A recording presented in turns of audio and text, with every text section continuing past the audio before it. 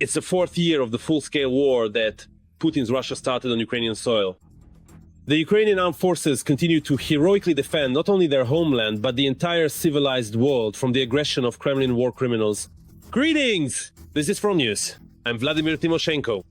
In the next 30 minutes, you'll get the truth about the war, uncovered by a journalist from the hottest combat zones. So, are you ready? Then let's begin.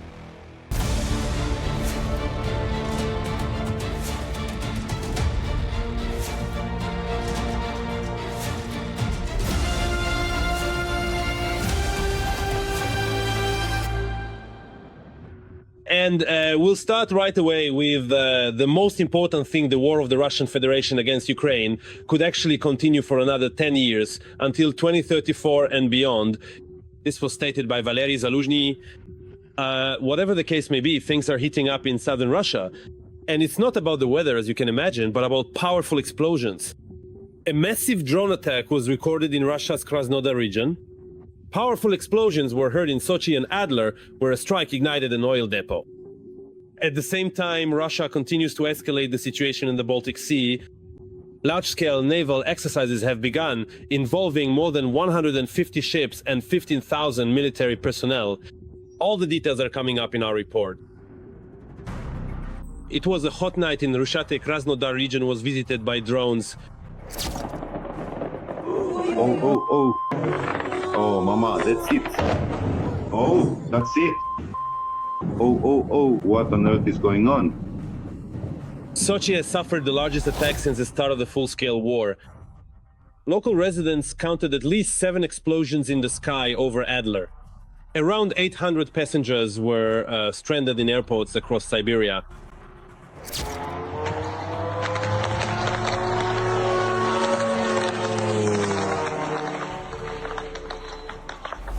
The UAVs may have hit one of the railway bridges. Russian authorities also reported a strike on an oil depot on Tavercheskaya Street. Are those cars coming up the road? Oh, shoot. It looks like it's the oil depot, a very important and strategic location, and it appears to be under attack. While in Russia, UAVs are attacking strategic targets, in Ukraine, the occupiers continue to terrorize the civilian population. At night, Putin's troops launched a massive strike on Odessa.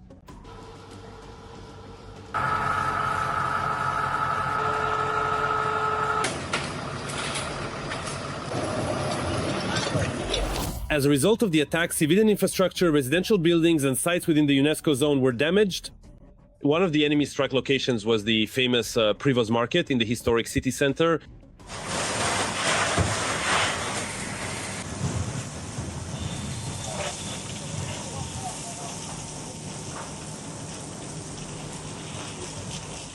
But this war is not enough for Putin, and apparently the dictator is preparing for another one. Russia has launched large-scale naval exercises involving more than 150 ships and 15,000 military personnel in the Pacific and Arctic Oceans, as well as in the Baltic and Caspian Seas. The exercise scenario involves the defense of base areas and, most importantly, economic activity zones. In other words, the Russian Federation is making it clear that the Arctic is an area of exclusively Russian economic interest. The same situation applies to the Baltic Sea. The Russian Federation is making it clear that it will prevent attempts by NATO countries' fleets to block the activities of illegal tanker ships of the so-called Shadow Fleet. Meanwhile, Turkey is strengthening its military capabilities. The defense company Roketsan has, for the first time, demonstrated its newest hypersonic ballistic missile, the Tayfun Block 4. It is claimed that it can hit targets at a range of several hundred kilometers at speeds exceeding Mach 5. Erdogan is therefore considering concrete steps toward an independent defense industry at this moment. This comes against the backdrop of the United States' decision to potentially block the supply of both air and missile defense systems, as well as, accordingly, the F-16 and F-35. Ukraine will also soon receive new weapons. The US has approved the sale of 2 military aid packages to Kyiv totaling $322 million. It is known that the package will include the latest air defense systems and their maintenance, as well as Bradley infantry fighting vehicles, their repair and technical support. And while America is publicly helping Ukraine fight the occupiers, Putin continues to secretly cooperate with Xi Jinping. China is supplying Russia with drone engines through front companies, disguising them as industrial refrigeration units, Reuters reports. After statements from the Chinese political leadership that the PRC will not allow the Russian Federation to be defeated in the war, it suggests, or rather it may suggest, an expanded nature of cooperation, including military technical collaboration between the Russian Federation's military-industrial complex and accordingly the PRC's military-industrial complex. Meanwhile, fierce fighting continues on the front lines. Russian forces have amassed reserves and are trying to break through to Pokrovsk. At present, combat operations are taking place in the vicinity of the city. And now, an analysis of the operational situation on the much-suffering Pokrovsk direction of the front. The bloody rampage of the enemy army continues here as well. Since the beginning of the day on the Pokrovsk direction, the occupiers have made 25 attempts to push our defenders from their positions in the areas of the settlements of Rusenyar, Mirne, Mirnograd, Novoekonomikeskaya, Lisovka, Zverevo, Kotlino, Udachnoe, Dachnoe, and towards the settlements of Vladimirovka and Pokrovsk. The defense forces are holding back the enemy's onslaught and have already repelled 20 attacks. 5 combat engagements are still ongoing. Enemy losses are being clarified. Every voice matters. Join our community, support independent journalism and help us bring you the truth from Ukraine. Become a member of Ukraine Today. Join us now. Yes, the situation at the front is indeed difficult. For example, in the Sumy region, the Russians have come right up to the strategic highway that leads from Sumy to the north. The key problem here is Ukraine's shortage of manpower. But TSN Nedely's war correspondent Andriy Tsaplienko found out that recruiting foreigners from Latin America has yielded successful results for the 47th Brigade, which is fighting precisely in the Sumy region. Watch our next report about the Colombian unit within this brigade. The RAK unit in the 47th Brigade is called the Colombian unit. The overwhelming majority of its soldiers hold Colombian passports. While the new recruits from South America are training at the range, their more experienced compatriots are driving the occupiers out of Ukrainian land in the Sumy region. Now the guys from the Colombian. Right now, the guys from the Colombian unit are practicing what they usually do on the front line, storming Russian positions. The positions are imaginary, but the bullets and grenades are real. Grenades out now? On the real front line in the Sumy region, the Latin Americans in Ukrainian uniforms cleared out several enemy positions and captured quite a few trophies. Russian. No, I can't always expect that everything will go well, but I always put my hope in God so that he can get me out of every mission alive. Formally, the movement is considered a company. In reality, there are already enough assault troops in it to allow for internal rotation if necessary. Some are fighting, some are resting, some are training. Can we talk about numbers? Show many have you brought to Ukraine? Look, we've already brought in more than 1,000, actually closer to 2,000, something like that.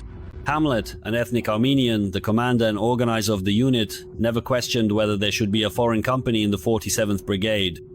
He just went ahead and did it. The commander doesn't trouble himself with other Hamlet-like questions either. Each of us has our own motivation and personal interest.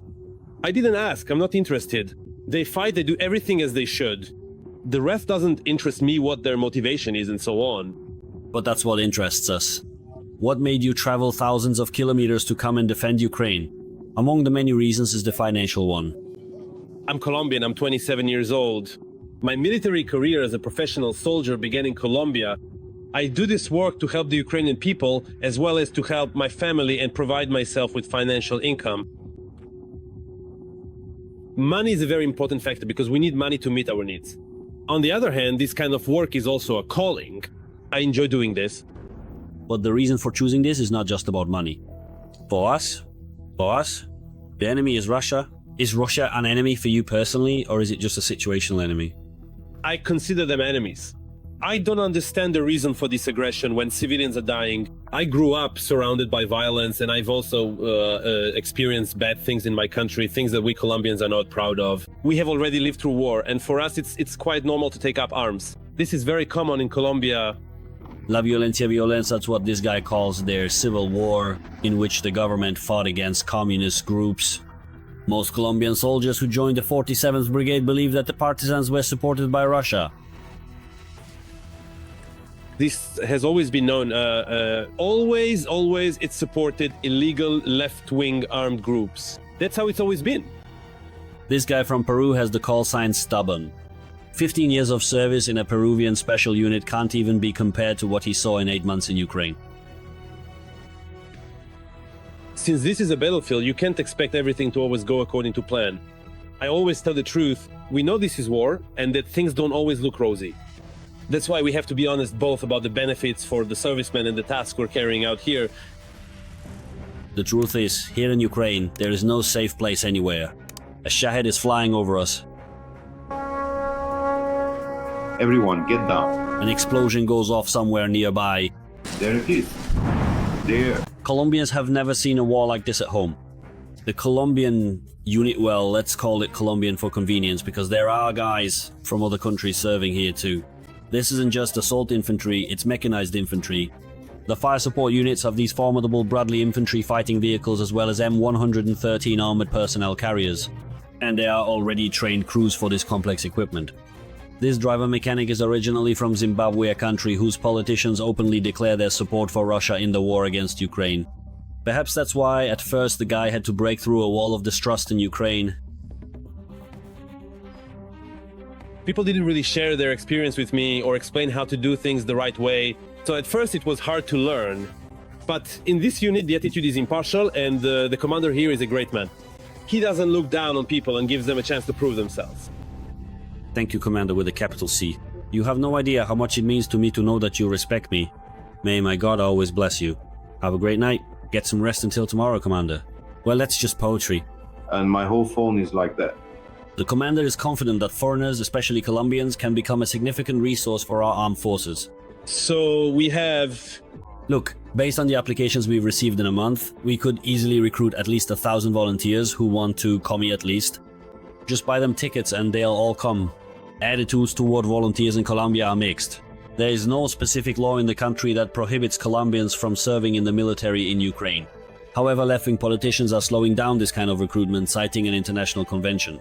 At the same time, Colombian military leaders acknowledge the direct benefit for Colombia because it's new recruits who go to Ukraine, but a modern, well-trained army that returns home. Colombia receives a fully trained army and soldiers who understand what war is and are familiar with all the modern aspects of warfare. He has seen everything, he understands everything, he knows it all. The army itself becomes stronger as a result. Serving in the Ukrainian armed forces gives Colombians the opportunity to rapidly climb the ranks of their military careers back home. But first, they need to win the war in Ukraine, or at least drive the Russians out of the Sumy region. Glory to Ukraine! Glory to the heroes! Viva Colombia! Viva Colombia!